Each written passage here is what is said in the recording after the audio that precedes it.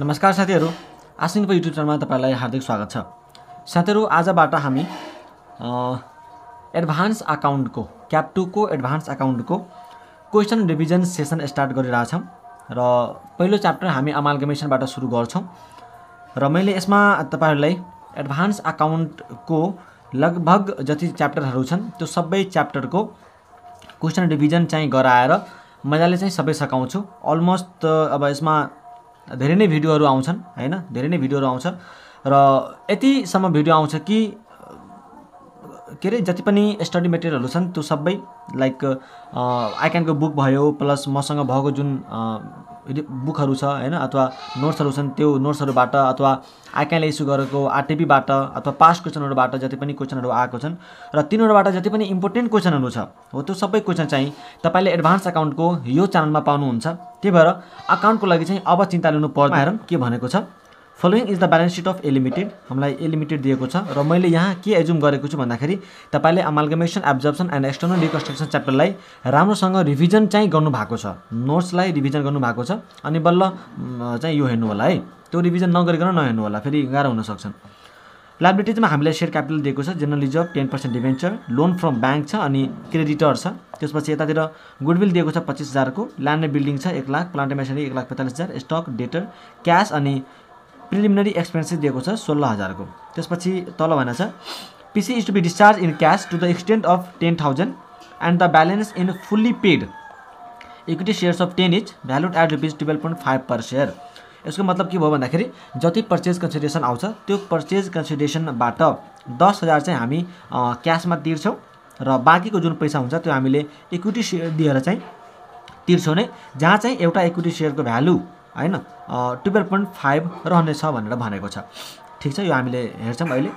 अनि त्यसपछि गुडविल निकाल्नलाई हामीलाई नयाँ गुडविल क्याल्कुलेट गर्नुपर्ने हुन्छ। So goodwill is to be valued at 4 years purchase of the excess of average of 5 year profit over 8% of combined amount of share capital and general reserve. Share capital र general रिजर्भको combined amount भनेको जोडेर दुईटैको अमाउन्टलाई जोडेर 8%, दुईटै अमाउन्टको जोडेर 8% गर्ने।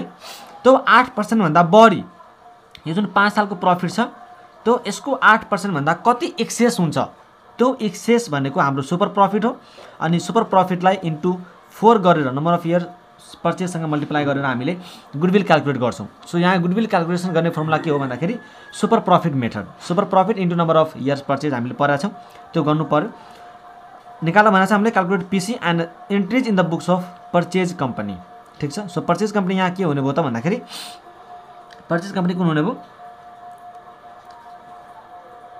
जुन छन् मतलब जुन कम्पनी यहाँ त नाम दिएको छैन। सो जुन कम्पनीको नाम हुन्छ मतलब हामीले पर्चेज कम्पनीको बुक्समा चाहिँ जे रिकर्ड गर्नुपर्ने हो त्यो चाहिँ रिकर्ड गर्छौँ हैन, जर्नल एन्ट्री चाहिँ हामीले पास गर्नुपर्ने हुन्छ।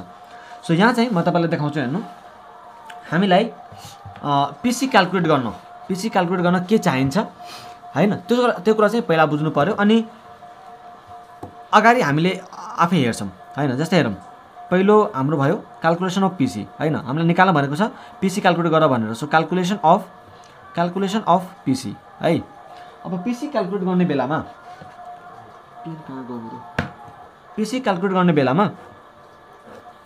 हामीलाई के चाहियो भन्दाखेरि स्वाप रेशियो, र स्वाप रेशियो नदिएको खण्डमा चाहिँ हामीले के गर्छौँ नेट एसेटबाट पीसी क्याल्कुलेट गरेको पनि गर्ने गर्छौँ हैन।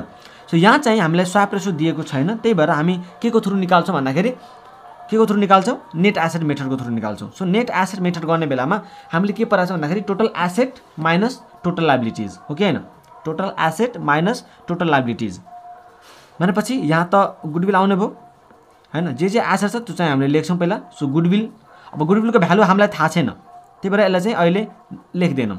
त्यसपछि ल्यान्ड एन्ड बिल्डिङ कतिको छ 1 लाख को, ल्यान्ड एन्ड बिल्डिङ चाहिँ 1 लाख को यो मैले लेखिदिएँ। ठीक छ, त्यसपछि प्लान्ट एन्ड मेसिनरी भनेको छ। सो प्लान्ट एन्ड मेसिनरी कतिको रहेछ भन्दाखेरि 1,45,000 को।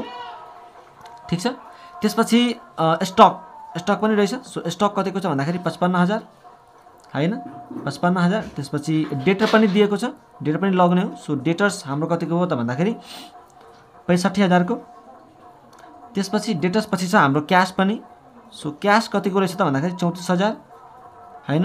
र जुन प्रिलिमिनरी एक्सपेन्सेस हो त्यो त हाम्रो एसेट हैन, त्यही भएर चाहिँ त्यो हामीले एड गर्दैनौँ। ठिक छ।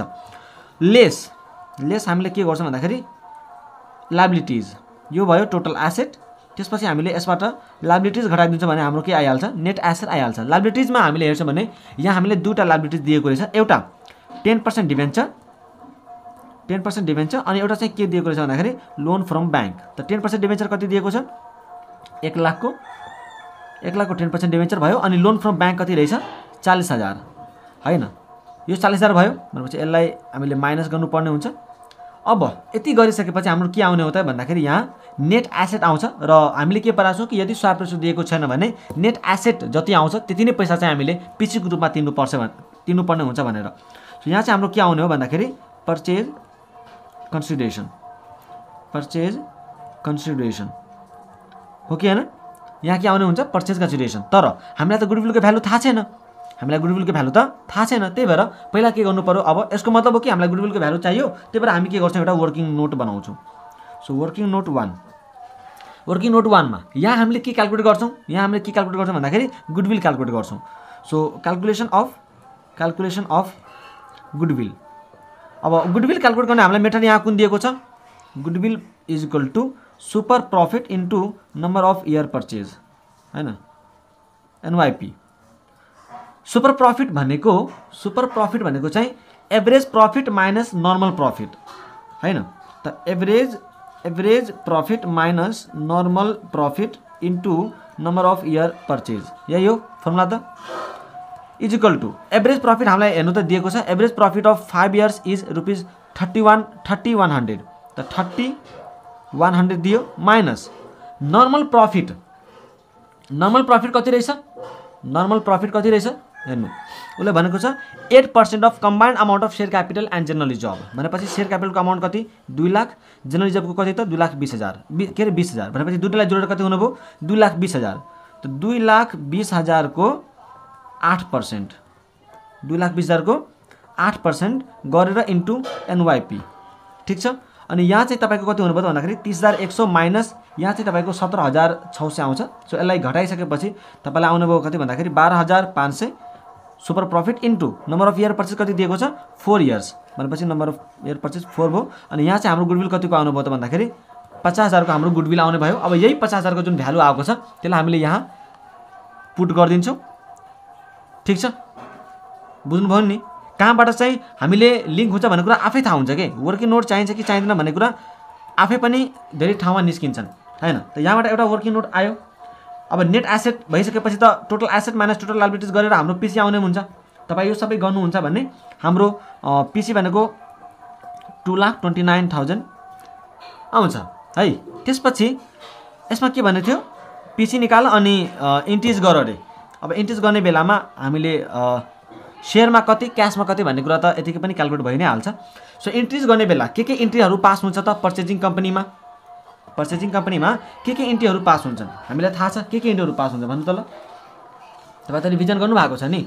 के इन्ट्रीहरू पास हुन्छ, पहिला त बिजनेस पर्चेज गरेको इन्ट्री। बिजनेस पर्चेज गरेको इन्ट्री के हुन्छ, business purchase account debit, business purchase account. र एउटा कुरा मैले भनिदिइहाल्छु, म यो सिरिजमा चाहिँ फुल फ्लेज क्वेसन गरेर गर्छु है, फुल फ्लेज क्वेसन गरेर देखाउने हो। ठिक छ। कुनै क्वेसनमा चाहिँ म यतिकै पनि देखाउन सक्छु होला अलिकति स्पिडमा, तर प्रायः जसो क्वेसन चाहिँ म तपाईँलाई गरेर देखाउँछु ताकि पुरै कन्सेप्ट क्लियर होस्। नेपाली अकाउन्टमा चाहिँ विद्यार्थीलाई अलिकति सजिलो होस् भन्ने हिसाबले मात्रै मैले चाहिँ यो सुरु गरेको छु है त। So business purchase account debit to के हुन्छ यहाँ, लिक्विडेटर्स अफ ओल्ड कम्पनी हैन। त लिक्विडेटर्स अफ ओल्ड कम्पनी भनेको यहाँ त ओल्ड कम्पनी के रहेछ, ए लिमिटेड। त लिक्विडेटर्स अफ ए लिमिटेड भयो, कति पैसा, जतिले पिसी आएको छ हो कि हैन। त 2,29,000 डेबिटमा, 2,29,000 क्रेडिटमा। एउटा इन्ट्री यो हुने भयो। सेकेन्ड इन्ट्री हामीले के गर्छौँ अरे, जुन एसेट र लायबिलिटिज टेकन ओभर हुन्छ त्यसको इन्ट्री हामीले गर्छौँ हैन। त त्यहाँ पनि यदि डेबिट साइडमा कम भयो भने गुडविलमा ट्रान्सफर गरिन्छ, क्रेडिट साइडमा कम भयो भने हामीले क्यापिटल रिजर्भमा ट्रान्सफर गरिन्छ हो कि हैन। भनेपछि यो ठाउँमा त हाम्रो गुडविल आउने हो डेबिटमा। गुडविल कतिले आउने भयो डेबिट, 50,000 ले हैन। मतलब यहाँ जे गर्नु भएको छ नि त्यही कुरा यहाँ आउने हो कि एउटा एडिसनल के आउँछ त भन्दाखेरि के अरे मैले यहाँ एउटा कुरा मिस गरेको थिएँ है, क्रेडिटर भनेर हैन, क्रेडिटर चाहिँ मैले यहाँ मिस गरेको थिएँ, सरी यहाँ चाहिँ मैले क्रेडिटर मिस गराएको रहेछु। क्रेडिटरको पनि ब्यालेन्स हुन्छ नि त 80,000, एउटा यो पनि हुनुभयो टेकन ओभरमा हैन। अब गुडविल 50,000, त्यसपछि प्लान्ट एन्ड मेसिनरी जे छ त्यो account debit, land and building debit, त्यसपछि डेटर डेबिट, क्यास डेबिट, यो सबै डेबिट हुने भयो। 2 जति लायबिलिटी छ त्यसलाई गर्नु पर्यो। अब त लायबिलिटीमा के थियो हाम्रो, एउटा डिबेन्चर हैन, डिबेन्चर, त्यसपछि 2 लोन, अनि 2 क्रेडिटर, त्यसपछि 2 बिजनेस पर्चेज। ठीक छ, यो सबै गरेपछि तपाईको यो दुटा के हुन्छ भन्दाखेरि ठ्याक्कै ट्याली हुन्छ, किनकि हामीले गुडविल पनि 50,000 राखि नै सकेका हुन्छौँ, त्यही भएर अलरेडी क्याल्कुलेटेड छ।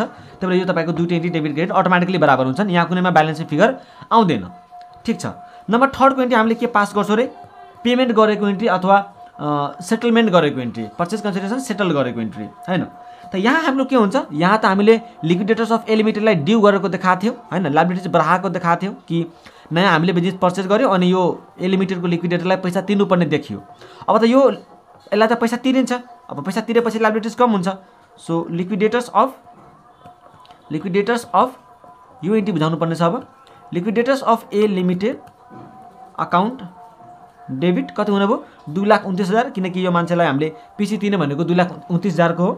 तिर्ने बेलामा के पैसा तिर्छौ त, केही पैसा हैन, के को फर्ममा पैसा तिर्ने हो त, यो 2,29,000 मध्ये हामीले केही पैसा क्याशमा तिर्छौँ रे हो। सो 2 क्याश अकाउन्टमा पनि तिरिन्छ। क्यास अकाउन्टमा कति पैसा तिरिन्छ रे, 10,000, त क्यास अकाउन्टमा 10,000 तिरियो। ठिक छ, त्यसपछि केही पैसा हामीले सेयरमा पनि तिर्छौँ, त 2 इक्विटी सेयर क्यापिटल हुनु भयो। यहाँ पनि हामीले कति पैसा इक्विटी सेयरमा तिर्छौँ, प्लस एउटा कुरा हामीले के ध्यान दिनु पर्यो कि यहाँ चाहिँ पैसा सेयरमा दिने बेलामा 10 को पैसा हामीले 12.5 मा दिएको छौँ भनेपछि 2.5 हाम्रो सेयर प्रिमियम पनि हो। सो सेयर प्रिमियम र पैसा सेयरमा पैसा तिरेको यो छुट्टा छुट्टै देखाउनु पर्ने हुन्छ है। सो इक्विटी सेयर कति र 2 सेयर प्रिमियम कति, अब डिस्काउन्ट भएको भए डिस्काउन्ट डेबिटमा जान्थ्यो, त यो कुरा हामीले ध्यानमा राख्नुपर्छ। ठिक छ, अब यो कतिले मल्टिप्लाई गर्ने भन्ने कुरा कहाँबाट आउने हो त भन्दाखेरि यहाँबाट हेर्नु, मैले पिसी आयो 2,29,000, जसमध्ये मैले क्यास कति पेड गरेँ 10,000, बाँकी चाहिँ जुन ब्यालेन्स भयो बाँकी मैले केमा पेड गरेको छु, ब्यालेन्स मैले इक्विटी सेयरमा पेड गरेको छु, कति त 2,19,000 हो कि हैन। अब यसमै यदि नम्बर अफ सेयरको कुरा गर्नुहुन्छ भने, नम्बर अफ सेयरको कुरा गर्नुहुन्छ भने कति हुन्छ त 2,19,000 डिभाइड बाई 12.5 को दरले दिइरहेको छु भनेपछि यहाँ चाहिँ नम्बर अफ सेयर कति आउनु भयो, नम्बर अफ सेयर तपाईँको कति आउनुभयो डिभाइड गरेर हेर्नुहोस् त, नम्बर अफ सेयर तपाईँको आउनुभयो 17,520 हैन, किनकि 2,19,000 मैले इक्विटी सेयरमा दिन्छु जसको भ्यालु चाहिँ कति छ 12.5 भनेपछि एउटा सेयर चाहिँ कतिवटा सेयर चाहिँ मैले इस्यु गर्नु पर्यो भन्दाखेरि 17,520। सो नम्बर अफ सेयर त यहाँबाट थाहा भइहाल्यो, त्यही भएर चाहिँ अब यसलाई मल्टिप्लाई गर्ने बेलामा तपाईँले 17,520 इन्टु 10 गर्नुहुन्छ, किनकि फेस भ्यालु 10 छ, त्यही भएर यो चाहिँ 1,75 200 भएर जाने भयो। ठिक छ, अनि यसलाई मल्टिप्लाई गर्ने बेला चाहिँ तपाईँ 17,520 इन्टु 2.5 गरेर सेयर प्रिमियममा अमाउन्ट राखिदिनुहुन्छ। ठिक छ, यस्तै गरेपछि चाहिँ तपाईँको सेटलमेन्ट एन्ट्री भइहाल्यो। अरू कुनै एन्ट्री चाहिँ हामीले न्यू बुक्समा पास गर्नु पर्दैन। यहाँ के अरे म्युचुअल डेटहरू छैनन् अथवा अमाल्गमेसन एडजस्टमेन्टहरूको कोही छैन, कुनै खर्चहरू बेहोरेको छैन। सो यति गरेपछि हाम्रो यो क्वेसन सकिन्छ। Thank you so much.